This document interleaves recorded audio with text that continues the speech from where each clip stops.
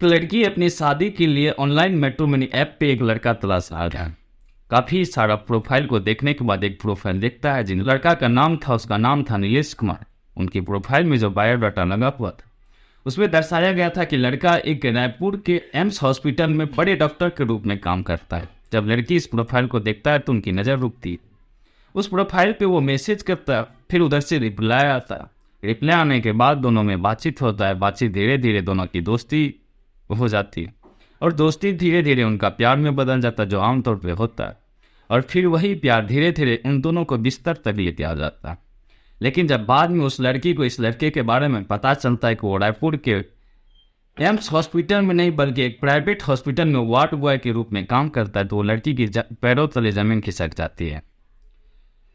आज की भी कहानी कुछ इसी तरह है, जिसमें एक लड़का ना जाने अपने प्यार के झांसा में 50 से ज़्यादा लड़कियों को फंसाता है, फिर उनके साथ संबंध बनाता है, फिर उनसे पैसों की लूट करती है, फिर उन लड़की को धोखा दे करके वो किसी नई लड़की की तलाश में लग जाती है। बढ़ते इस कहानी की ओर। राधे राधे, नमस्कार, सत श्री अकाल, मैं हूँ कोमल यादव। आज की कहानी की शुरुआत होती है हरियाणा के अम्बाला शहर से। एक परिवार में एक लड़का होता है जिनका नाम होता है सैयद अली। सैयद अली बचपन से पढ़ाई लिखाई में काफ़ी अच्छा। घर परिवार के लोगों को लगता है जो बेटा पढ़ लिख के लाइफ में कुछ ना कुछ बड़ा करेगा, क्योंकि उसकी दिमाग भी तेज था। किसी भी काम को बचपन से ही कोई भी सवाल होता या कोई भी चीज़ होता तो वो स्मार्टनेस के तरीका से उस काम को कर लिया करता। तो घर वालों को उम्मीद था कि जो बेटा पढ़ने लिखने में भी ठीक है और पढ़ाई लिखाई भी ठीक चल रहा है, तो बेटा को अगर अच्छा से पढ़ाया जाती है ज़िंदगी में कुछ ना कुछ ज़रूर बड़ा करेगा, जो हमारे बूढ़े होने के बाद ये हमारा सहारा बनेगा। घर वाले तो इस उम्मीद के साथ बेटा को पढ़ा रहा था। बाद में उसकी पढ़ाई ठीक ठाक होती है, लेकिन जिस उम्र में लोगों को पढ़ने का उम्र होता है उस समय में इसका ध्यान होता था नए नए लड़की से दोस्ती करना, फिर उसको गर्लफ्रेंड बनाना। इधर घर वाले को इस चीज़ों के बारे में पता नहीं जो बेटा क्या कर रहा है नहीं कर रहा है। धीरे धीरे जैसे जैसे उनका उम्र बढ़ते जाता तो उनकी हरकतें तो धीरे धीरे और बिगड़ते जाता। दोस्ती भी अच्छे लोगों से नहीं, दोस्ती भी खराब लोगों से हो रही थी, गंदे लोगों के साथ रहना। और यहाँ से घर वाले सोचता है जब बेटा अगर घर पे रहेगा, अगर अम्बाला में रहेगा तो और बिगड़ जाएगा। उनका एक पुराना घर होता है दिल्ली के लाजपत नगर में। वो सोचता है कि अगर इनको अपने दोस्तों के सर्किल से अलग किया जाए तो काश इनकी संगत अगर अच्छे लोगों से होगा तो फिर इनकी व्यवहार में कुछ सुधार जरूर आएगा। लेकिन घर वाले इस उम्मीद के साथ उसको दिल्ली के लाजपत नगर वाले घर पे शिफ्ट करते हैं। उस दिन तो वहाँ उसकी पढ़ाई लिखाई ठीक होता है, लेकिन अब तो यहाँ घर वाले भी नहीं। घर पे वो रहता था, घर का जो खाना पीना वो तो एक भाई जो आता था वो बना के चला जाता था। इनकी तो ओनली फॉर पढ़ाई के सिवा और कुछ करना नहीं। अब यहाँ से और इनकी संगत बिगड़ जाती। अब यहाँ पे घर वाले का भी दिक्कत नहीं, अब नए नए लोगों से दोस्ती करना, नए नए लड़कियों से दोस्ती करना, फिर उसको अपने घर पे लाना और फिर उनके साथ शारीरिक संबंध बनाना। वहीं से इसकी शुरुआत होती है।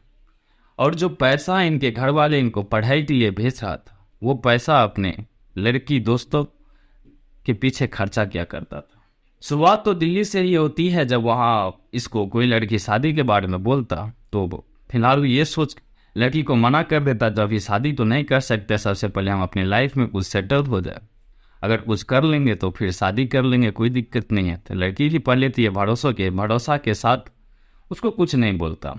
लेकिन अब इसके दिमाग में एक चीज़ आ गया था, क्योंकि जो लोग इनसे बात कर रहे थे धीरे धीरे वो इनको छोड़ना शुरू कर।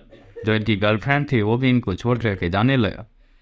तब इनकी जिंदगी तन्हाई में जा रही थी। ये सोचता है कि क्यों ना अब जिस चीज़ों के पीछे आज तक मैं जी रहा था, जिसके पीछे आज तक मैं लगा हुआ था, उसी चीज़ों के लिए अब काम किया जाए। तो वो एक प्रोफाइल बनाता है ऑनलाइन मैट्रिमोनी, क्योंकि आज की जो समय है डिजिटल, जिसमें लोग अभी के समय में पैसा से लेकर के अपने घर परिवार से शादी तक का सारा चीज़ ऑनलाइन ही खोजना चाहता। लेकिन इस ऑनलाइन की क्षेत्र में ना जाने कितने लोग ऐसे होते हैं जो बर्बादी के कगार पे चले जाते हैं, जिनके साथ इतनी बड़ी घटना हो जाता है जो समाज में वो दिखाने लायक भी नहीं बचता है।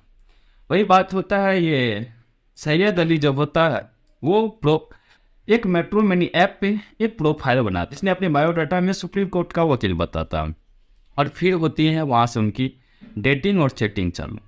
अब वहाँ पे उनका काम था नए नए लड़की को देखना, अच्छी प्रोफाइल देखना, फिर उनको मैसेज करना, उनसे बात करना। और लड़की भी जो होती है, जो शादी की अपने दूल्हे की तलाश कर रहा था, वो भी जब इनका प्रोफाइल को देखता तो किसी किसी जगह पे इनकी जो प्रोफाइल था, तो किसी में ये अपने आप को डॉक्टर भी बताया हुआ था, किसी में अपने आप को बड़ा सिंगापुर के बड़ा बिजनेसमैन, और किसी में सुप्रीम कोर्ट का वकील भी बताया था। हर एक जगह पे इसका अलग अलग फोटो लगा हुआ था, हर एक जगह पे इसका अलग अलग नाम लगा हुआ था।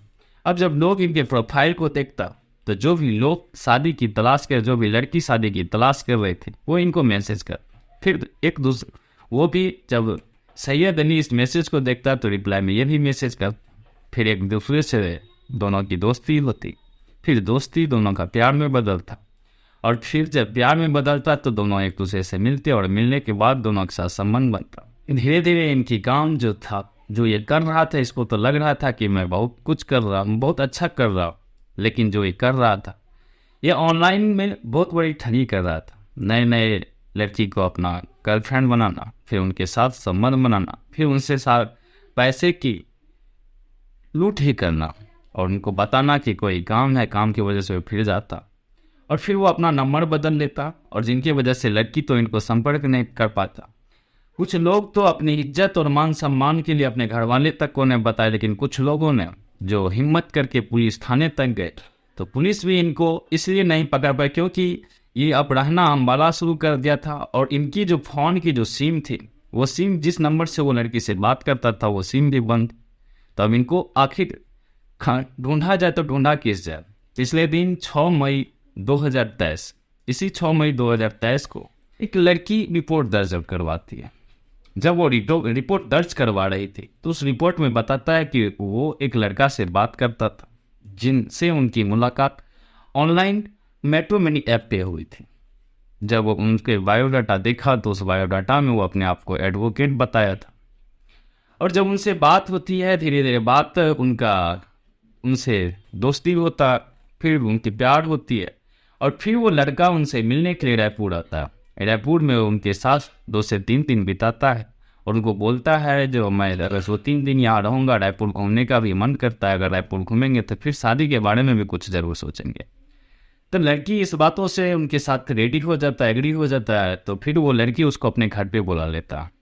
वो लड़का उसके घर आता है। घर पे रहने के बाद 2 से 3 दिन उसके घर पे रहता, और फिर उनके घर में जो महंगे महंगे सोने की जेवरात और उनकी लड़की की जो भी कैश थी, और जो उनकी घड़ी, जो भी महंगे महंगे चीज़ था, वो सारे लेकर के फरार हो जाता। अब जब थाने में इस चीज़ों के बारे में रिपोर्ट दर्ज होता, तो फिर थाने पुलिस इस मामले को गंभीरता से लेता, फिर उस लड़का का तलाश करता है, जिस लड़का का नाम था सैयद अली। जब पीड़ित लड़की ने इसका शिकायत पुलिस को की, तो पुलिस की एक टीम बनी और उस लड़का का जांच पड़ताल शुरू करता, और फिर सैयद का पीछा करके उनको जयपुर ले आई। पुलिस उनको गिरफ्तार करके उनको जयपुर लेता। फिर उस आरोपी से जब पूछताछ करती है, जब उनका मोबाइल को पुलिस अपने कब्जे में लेकर के उसका मोबाइल को भी जांच करता है, तो पुलिस जो उस मोबाइल में देखता है, तो मोबाइल को देख करके पुलिस के भी पैरों तले जमीन खिसक जाता। पुलिस देखता है जो उसके मोबाइल में ना जाने कितनी लड़कियों के साथ अश्लील फोटो और अश्लील वीडियो थे। कम से कम अगर पुलिस को उस समय उसके मोबाइल में फ़ोटो और वीडियो मिला, तो 50 से ज़्यादा लड़की की फ़ोटो, अश्लील फ़ोटो और अश्लील वीडियो उसके मोबाइल में मिला। और जब फिर उनकी मोबाइल की सारी जांच की गई, तो वो उनका जो जितने भी अलग अलग मैट्रिमोनी ऐप थे, जितने भी ऑनलाइन शादी वाले ऐप थे, सारे शादी ऐपों पे उनका अलग अलग नामों से प्रोफाइल, अलग अलग फोटो, उनकी नाम अलग अलग, उनकी बिजनेस की बायोडाटा, किसी में वो अपने आप को बिजनेसमैन, तो किसी में वो अपने आप को बड़े डॉक्टर, तो किसी में अपने आप को वो हाईकोर्ट का वकील बताया। तो पुलिस जब इस चीज़ों के बारे में उनसे पूछताछ करता है, तो वो सारे चीज़ जब कबूल करता है, तो पता चलता है उसके इस जाल में हरियाणा, छत्तीसगढ़ और दिल्ली, जयपुर, यहाँ तक कि झारखंड तक के 50 से अधिक लड़कियों के साथ वो ठगी कर चुका है। वो ये भी कबूल किया कि वो लड़की से बात करता, लड़की को अपना शादी का वादा करता, जो मैं तुमसे शादी करूंगा, फिर उनको मिलने के लिए बुलाता, फिर उनके साथ शारीरिक संबंध बनाता, फिर उनसे जो पैसे की लूट होती थी या उनके जो जेवरात होते थे, उनके जो मांगे मांगे चीज़ होते, जो भी उनका कैश होता था, वो सब लेकर के वो फरार हो जाता। फरार होने के बाद जब वो कोई रिपोर्ट दर्ज कराने भी जाता है, जब इसके बारे में इसको पता चलता है तो वो उस प्रोफाइल को बंद कर देता, और जिस नंबर से वो उस लड़की से बात करता था उस नंबर को भी बंद कर देता था। हालांकि शुरुआत में पुलिस को इसको खोजने में टाइम लगा, और कुछ लोग जिसने हिम्मत करके इसके बारे में कंप्लेन नहीं किया था, उसके वजह से भी इसको अपनी जो गलती कर रहा था, ये गलती धीरे धीरे इसका और बहुत ज़्यादा दूर तक हो गया। अगर कोई शुरुआत के डेट में ही अगर हिम्मत करके इसके पीछे कार्रवाई करता तो ये लड़का जितना दूर तक चला गया था, जितने लोगों की ज़िंदगी बर्बाद कर चुकी, जितने लोगों के इसने गलत संबंध बनाए, उन सब लोगों की ज़िंदगी बच जाती। लेकिन अक्सर होता है जब गलती हो जाती है तो कुछ लोग अपने समाज की मान सम्मान और अपने लोक लाज के कारण से उसे बताना नहीं चाहते, लेकिन कुछ लोग हिम्मत करके खुल के सामने जरूर आता है, जिनके वजह से इस इतने बड़े कातिल को भी पकड़ा जा सकता है, इतने बड़े कर्मी लोगों को भी पकड़ा जा सकता है जो समाज के लिए कलंक है। अब तो लोग जीवन साथी भी ऑनलाइन ढूंढने में लगे।